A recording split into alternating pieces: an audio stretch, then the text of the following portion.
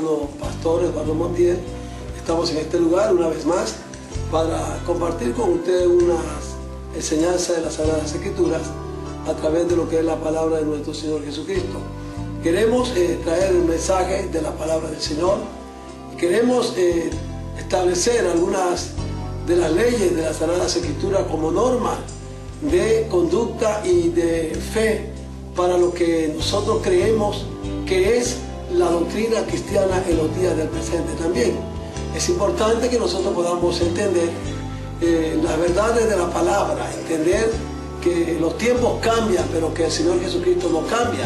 La Biblia, la palabra del Señor no cambia, y por tal motivo la palabra del Señor es la norma a seguir y es la fuente de la cual nosotros nos nutrimos para mantener nuestras vidas siempre caminando en pos de lo que son las verdades del Señor.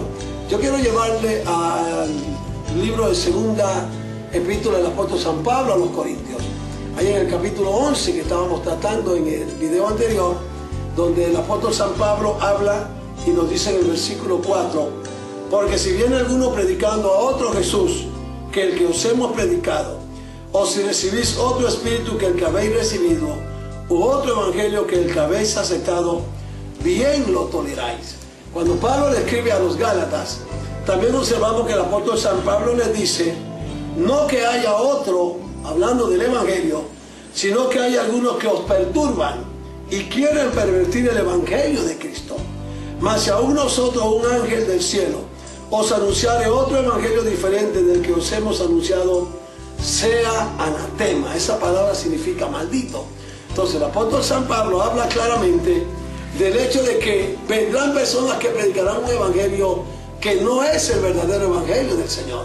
Otros anunciarán otro Cristo que no es el verdadero Cristo, y otros lamentablemente ya están recibiendo un espíritu que, pensando que es el Espíritu Santo, tristemente no es el Espíritu Santo, porque Pablo dice claramente, y la Biblia así lo presenta, de que muchos recibirán otro evangelio, algunos recibirán otro espíritu y otros creerán en otro Cristo que no es el verdadero Cristo de las Sagradas Escrituras. Ahora, en los días del apóstol San Pablo se estaba dando el fenómeno de que ya algunos se dieron a la tarea de predicar, de enseñar, de propagar acerca de un Cristo que no es el verdadero Cristo de la palabra del Señor. Por eso es el que nosotros tenemos que tomar como base el mensaje de la palabra y enseñar en virtud y en razón de lo que dice la Biblia y no de lo que no dice la Biblia, porque la Biblia se interpreta por lo que dice, no exactamente por lo que no dice. Entonces, cuando Pablo le escribe a los Gálatas, Pablo le dice que vendrán algunos predicando otro evangelio, pero no es que haya otro evangelio, sino que hay personas, líderes religiosos, que quieren perturbar al pueblo del Señor y quieren pervertir lo que es el evangelio de Cristo. Ahora, Pablo deja un juicio de condenación en razón de que esto es un pecado gravísimo, que si alguien hace tal cosa, sencillamente sea alguien que esté bajo el juicio condenatorio de maldición, por la razón de que no se puede jugar, no se puede tomar a la ligera las cosas del Señor, y tampoco se puede jugar con las Sagradas Escrituras y enseñar al pueblo un camino totalmente contrario a lo que determina la palabra del Señor. Ahora, qué interesante cuando nosotros vamos a ver que la iglesia tiene el deber, dice la palabra del Señor. O sea, nosotros como iglesia, los líderes religiosos, los líderes evangélicos, los predicadores, los pastores, los evangelistas y toda la iglesia en general, tiene el deber de examinar todas las cosas que llegan a la iglesia. Tenemos que examinar las enseñanzas, ver de dónde surgen, de dónde salen las enseñanzas, y entonces llevarla al escrutinio de la palabra del Señor para ver si estas cosas son o no son verdad. Entonces hay que examinar las enseñanzas, hay que examinar los caminos que se presentan y están delante de nosotros en concepto de palabra, de enseñanza, de doctrina, y observar si el camino es correcto o no. Decíamos en el video pasado, en la enseñanza pasada, que el propio profeta Jeremías dijo, paraos en los caminos.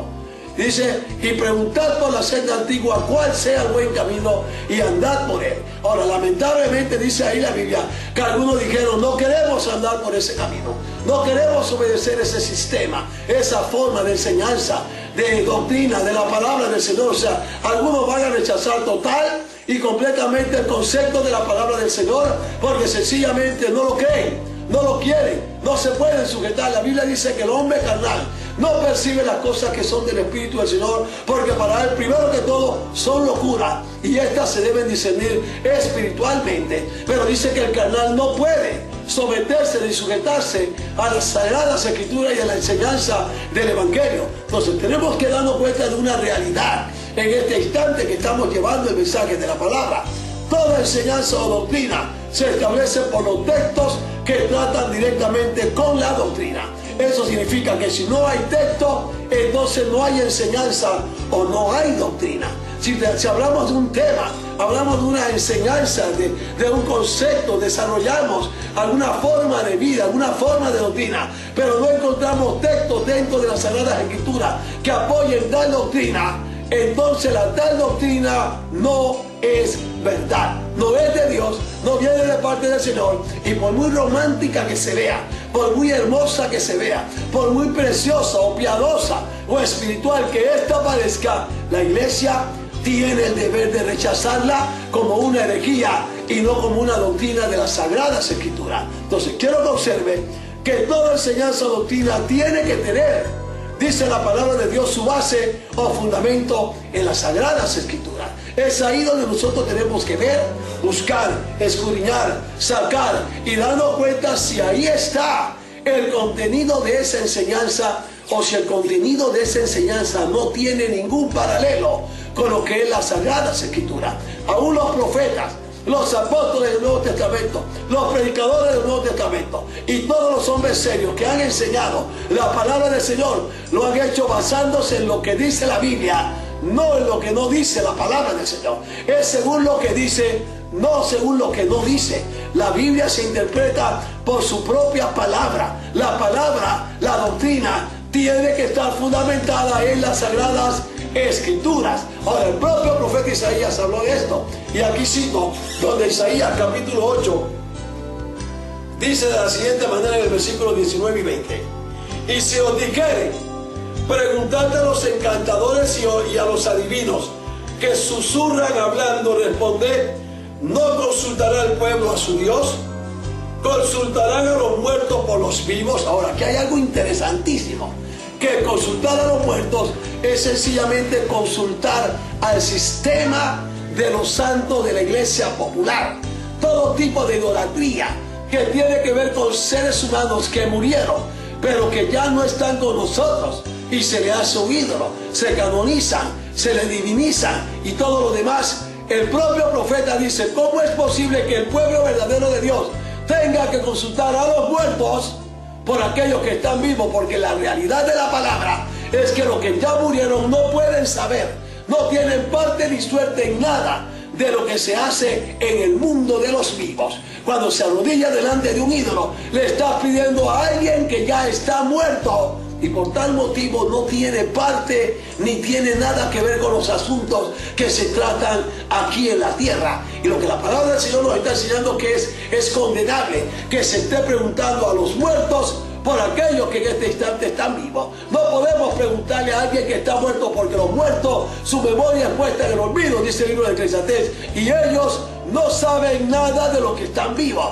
Pero cuando buscamos la presencia del Señor, venimos a la presencia de Dios, clamamos al Señor, oramos a un Dios vivo. Dios no está muerto, Jesucristo está vivo. Jesucristo no necesita un ídolo, porque Él está vivo. Puedes pedirle directamente a Él, puedes hablar directamente con la presencia del Señor. Él te ve, Él te oye, Él te escucha, y la Biblia dice que Él también